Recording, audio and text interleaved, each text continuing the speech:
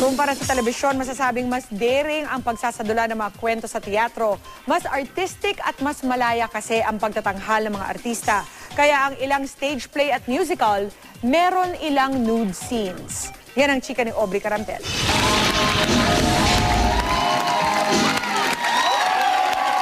Isang standing ovation ang sumalubong sa cast ng The Full Monty matapos ang preview nito noong Huwebes.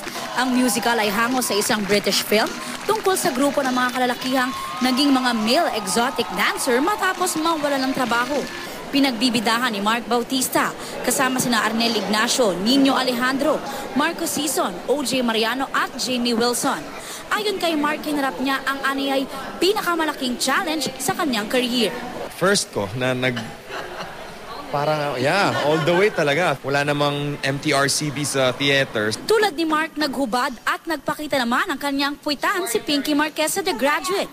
Base ito sa 1967 box office film na isa ring Broadway hit. Tungkol sa isang college graduate na nagkaroon ng affair sa isang mas matandang babae. Inamin ni Pinky na may pag-aalinlangan din siya sa role bilang Mrs. Robinson.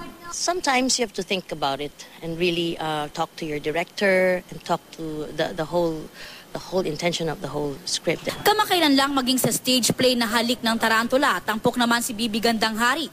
May mga eksenang nakahubad rin ang co-star niyang si Jet Alcantara.